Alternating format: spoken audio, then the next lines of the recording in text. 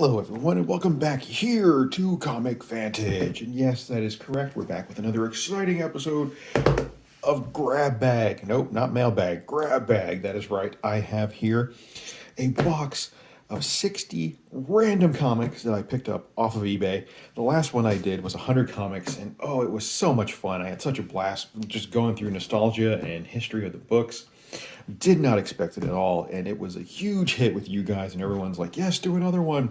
So I had this one sitting around at the same time. Different seller, so I'm not sure what to expect. Although the picture was, oh, it was really enticing. The picture looked like a bunch of 90s, like X-Men and Image and Valiant comics, and it was just, it looked like just a nice trip down memory lane here. Can't forget our episode sponsored by coffee. So I was like, you know what? I'm just gonna pop this open. Oh, and to give you a little heads up, the last mystery box that I did, the same seller was still selling them. So I did pick up another one a couple days ago. So that should be here next week, and I'm gonna open it because wow, that was just way too much fun. So let's start opening this thing, and I would like to ask you guys that if you like this kind of content, make sure you subscribe to my channel, because I'm always doing stuff like this. At least now I am, because I'm getting back into the swing of things. And make sure you gently press that like button. I really appreciate that. And also, if you really, really dig my channel, consider becoming a channel supporter for some extra perks. I do have a couple channel supporters. You guys are awesome. Thank you so much. All right. Let's see what's in here besides lined notebook paper. All right. That's our padding, lined notebook paper. Along with we got plastic garbage bag, or is it a Walmart bag? People come up with some crazy packing ideas. All right, so there we go. Let's get that out of here. Let's see, how do we open this? Open it wide.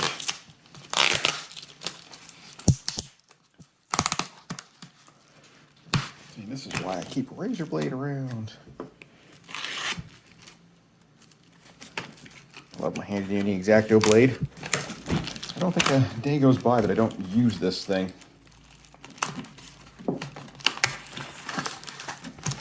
All right. Doesn't look like we have any bags or boards going on there, but that's all right. For the price, I couldn't complain. I think for the 60 books, I paid $30, I want to say. Oh, I do see some backboards. Okay. Wow, looks like they're all bagged and boarded. Interesting.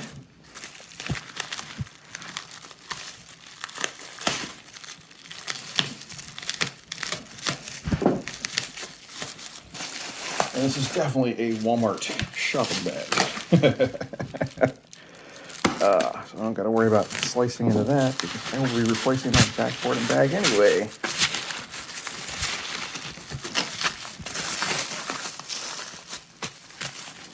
Start pulling these bad boys out. Just gonna sit them over here to the side.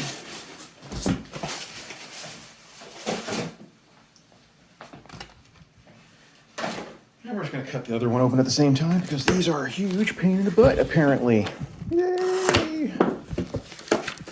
Also, I want to let you guys know that if you hear me kind of congested over here, maybe clearing my throat or something. I did wake up with a bit of a scratchy throat and a cold this morning. I know a lot of people out there probably go, "Oh, you got COVID." No, actually, I don't have COVID. I took one of those rapid tests right away. Those free rapid tests that they were offering, and it came back negative. Woo! I'm probably one of the few people now that hasn't had COVID out there. I'm like a rare breed. Oh yeah, we got some crazy books. That right on top there.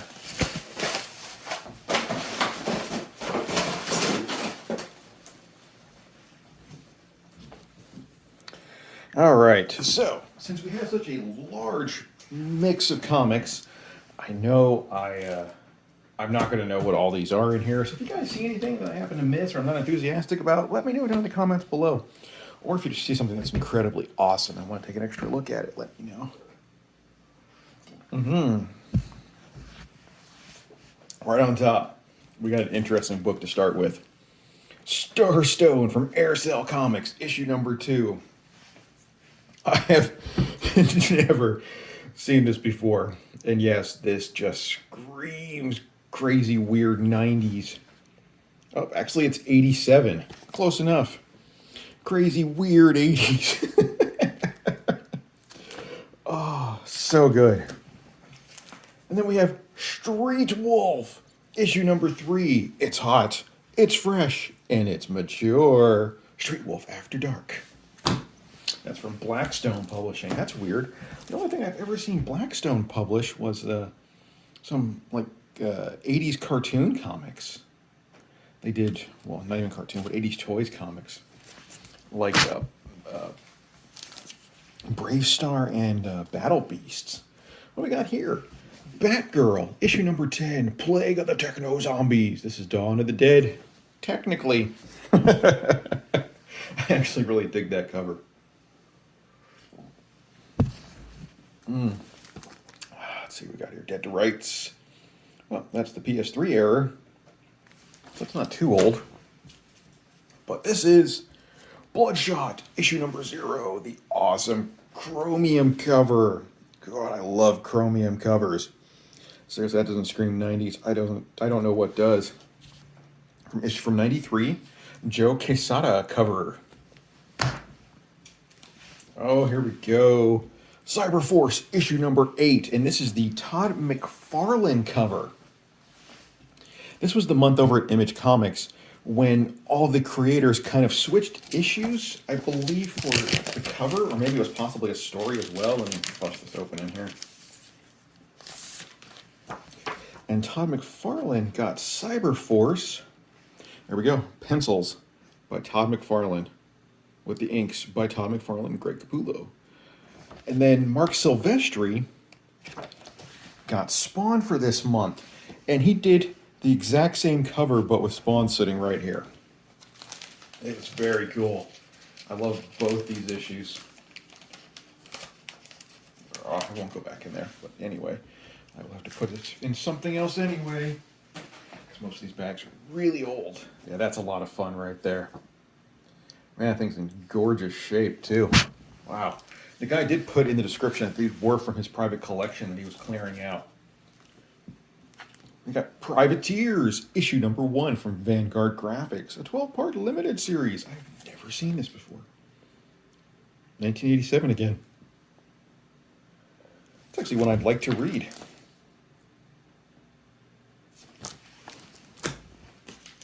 X-Files, issue number 12 from the now defunct Topps Comics. A lot of people don't realize Topps actually put out comic books back in the 90s. Extreme Justice, issue number 10, Underworld Unleashed. I wonder what year this was. I mean, seeing the whole extreme thing, I think it's the 90s. Everybody wanted to do something that was extreme, and when you talk about the 90s and say the word extreme, you gotta say it just like that. Remember, folks. Oh yeah, and that was 95. Angel and the Ape, issue number 4 from DC Comics. What in the ever-loving? I have no idea. All right. So, is that a Squatch? Torn clothes, though.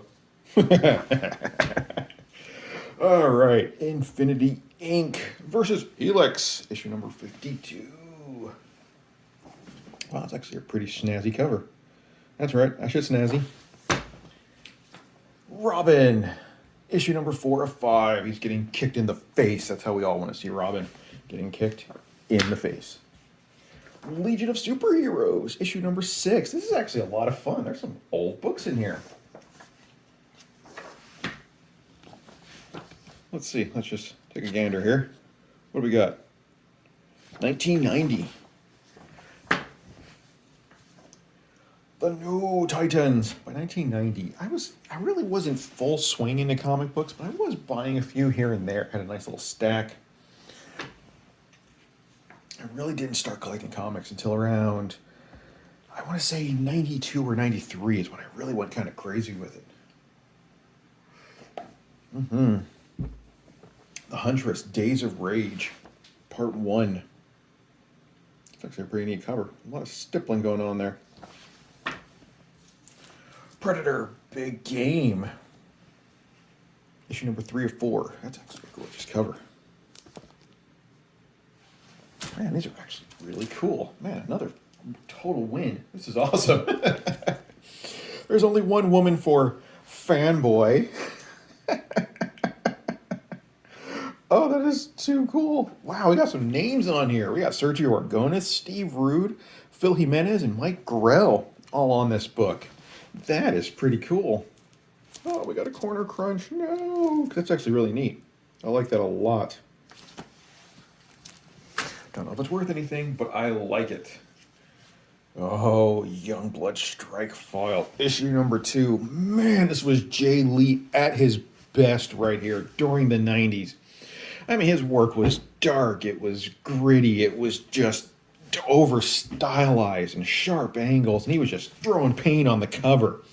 You know, I'm not quite sure what's up with his artwork lately, where everybody's just so thin and waif-like. It's actually kind of weird. I mean, this right here, man, if I could pay Jay Lee to do a cover for me, just in this kind of style, I would jump on it in a heartbeat. Hawkeye and Black Widow. This is the Solo Avengers storylines. Issue number 7. Dun, dun, dun. It's actually a pretty cool cover. I like that. Oh, Kindred, issue number 3. Now, this was the Wildstorm month at Image Comics, and there were, I want to say there were 8 books that have all connecting covers. Each individual title. You had to buy every single book that month, and then they made one giant image. Image Comics, get it? I actually have the entire set, because it's one thing I was hunting down. It was so really cool to own. Actually, it still is. It's really neat when you put them all together. One day I'd like to get them all framed all together in one giant picture. Ripclaw, issue number 2. Ripclaw, of course, comes from the pages of Cyberforce. Jumping off the pages. So awesome. Man, that's great artwork on there.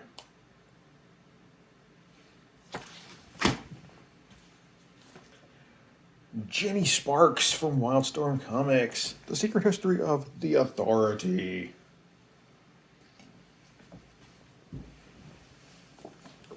All right.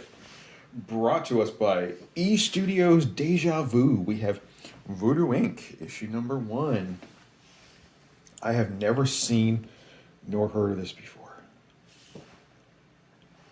Oh, but this looks right up my alley. I think I'm going to take this off of here just in case it's a little mature, because I have no idea.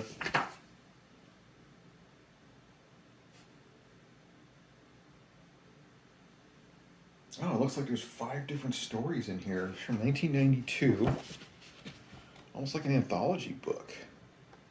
Oh yeah, I am all over this. This looks pretty cool.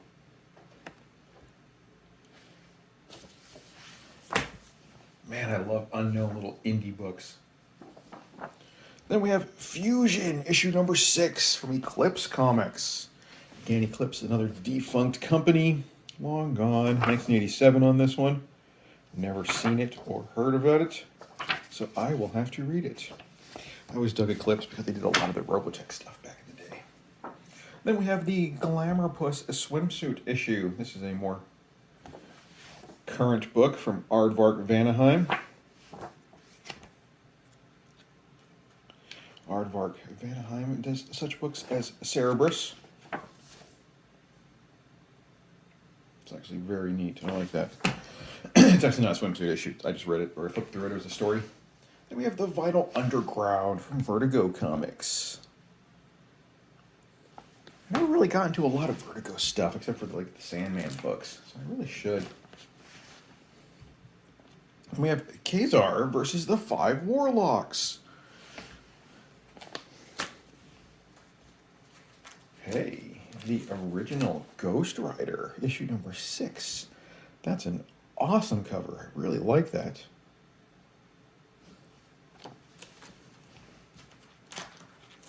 Wonder Man, issue number 3. And he actually got his own spin-off kind of miniseries, or I don't know if it was supposed to be ongoing or mini. It didn't last very long, though, back in the 90s. The Rebels, issue number 2 from Warp Graphics. Yeah, Warp Graphics did ElfQuest back in the day. So cool. I like it. Oh, here we go. Now this is my 90s collecting experience right here. War Machine, issue number 1. Oh, you are coming out of this bag. I am keeping you. See, the cool thing about some of these mystery boxes that I'm unveiling, most of these books are going to end up in my mystery boxes, so you guys get a sneak peek at some of the filler books. And even these filler books are fun.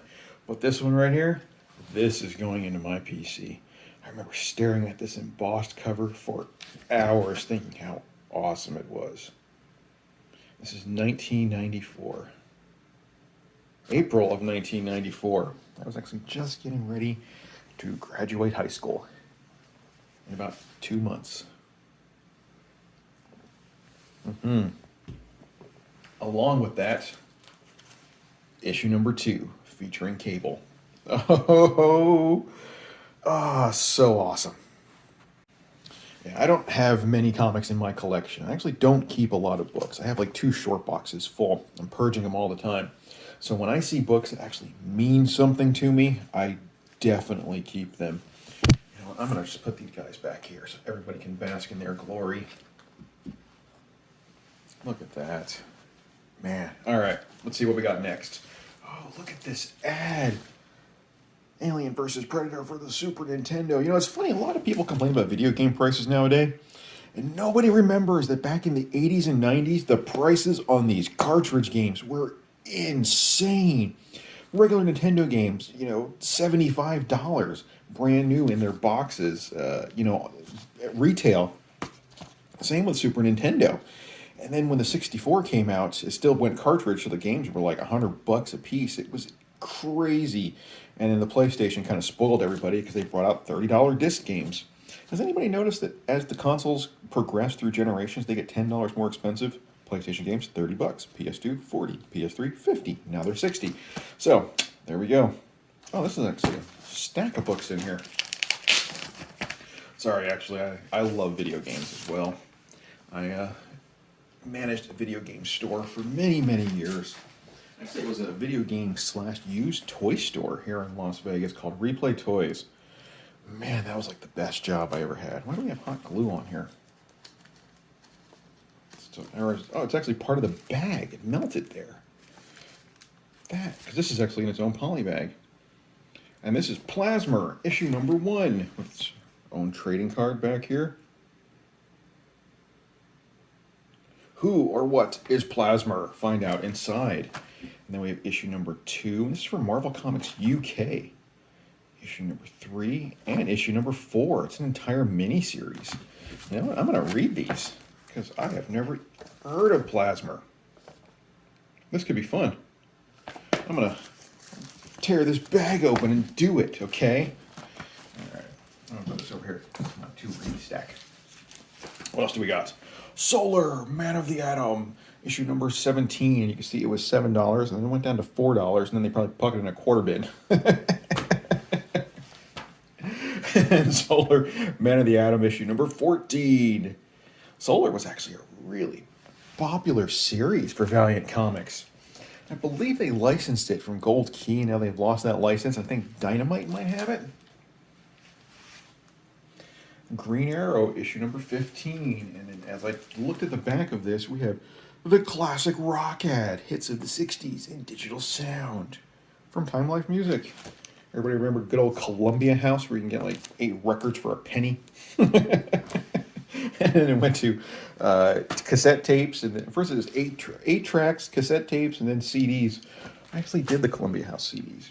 And a lot of people don't realize there was a book version of it Columbia House like sci-fi book club, and I picked up back in the around the '90s. I picked up an entire series of hardback Sandman graphic novels. I think I got like 8 or 9 of them for a penny. It was crazy. I was so happy about that. All right, Bloodfire from Lightning Comics. Lightning Comics only stuck around for a year or two, although some of his properties have gone on to Avatar, and then most recently, I think Zenescope might have a few of their properties, like Helena. Force Works, issue number 3. This was another series that I read as soon as it was coming out on the shelves. Absolutely loved it. Too bad I don't have an issue number 1 that has that giant poster gatefold cover thing. Hellcat, issue number 2. Guys, this is so much fun. I can't believe I had 2 hits in a row. I'm due for a bad box, but it's not going to be the next one I get. We got some more Wonder Man, issue number 7. Knight's Thrasher. This was another series that just burst out into the 90s. There were so many new comics coming out in the 90s. I said it before, I will say it again. During the 90s, comic books were kind of going through this golden age renaissance where they were really pushed into the forefront of popular culture. Artists were treated like rock stars. Books were selling millions of copies, so comic book companies were just rushing to put out new titles over and over again. And they were just grabbing any kind of characters they could or creating new characters. Hip Hop Heaven from Boomtown Productions. I have no idea what that is, but I am so curious. Oh yeah, we're going to actually take a peek at that later on. The Dark, issue number 2. Now, I have heard of The Dark before. It is from Continuum Comics. Continuum, something like that. The first issue actually has a Joe Linsner cover. He actually did a guest cover on it, and it has the first ad appearance of Dawn in it for Cry for Dawn. Tron, issue number 1 from SLG, which stands for Slave Labor Graphics. Inspired by the classic hit film and video game. I had no idea Tron was anywhere else. I had no idea SLG did their comic. Interesting. The stuff you learn. Retief, issue number 1. I have from Adventure Comics. I just had to stand back and look at that because I have no idea what is happening there. We got some kind of weird slug thing. Turned into a footstool. Plan 9 from Outer Space, the worst movie ever from Eternity Comics. All right, The Olympians, issue number 2 from Epic Comics. Epic Comics was a Marvel imprint back in the day. Let's see what else we got here. Dr. Chaos Unleashed from Triumphant Comics. They actually number all. I've actually seen these Triumphant Comics before where they number each one on the top here. So they let you know what the print run is and what number your copy was.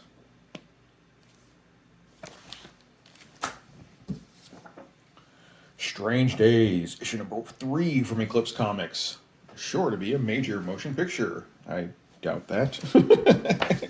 I have never heard of it. Ooh.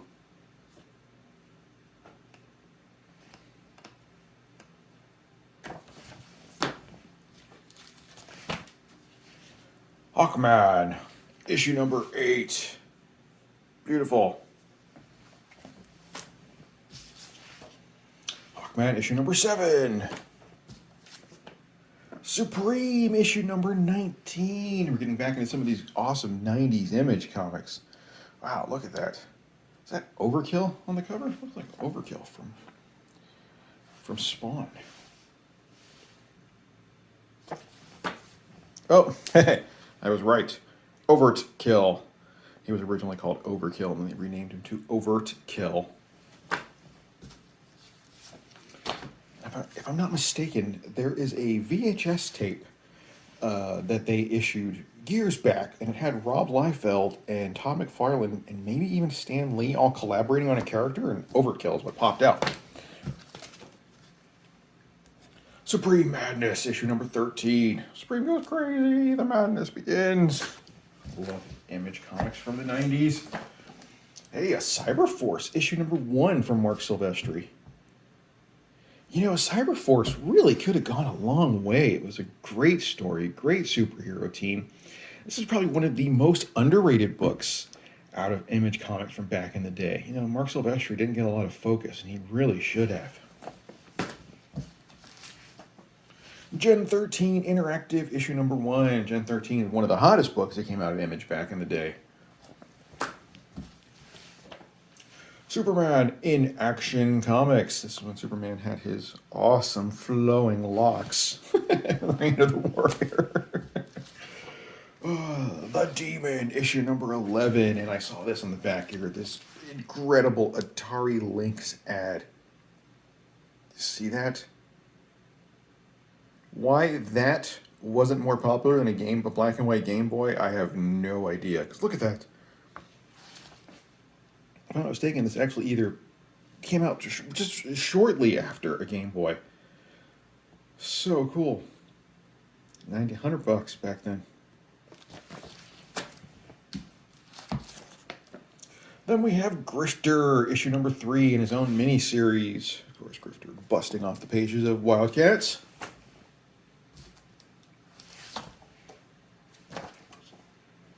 We have Tales of the Darkness, issue number 3 from Top Cow. We have this gorgeous Michael Turner Witchblade on the back cover. That really struck me when I saw that.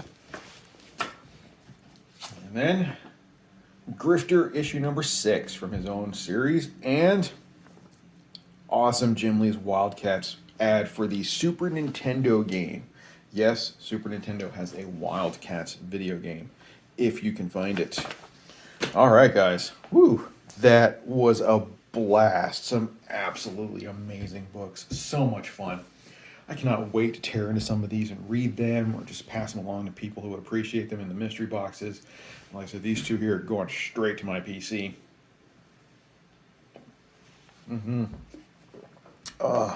Coffee, comics, good talk with good people.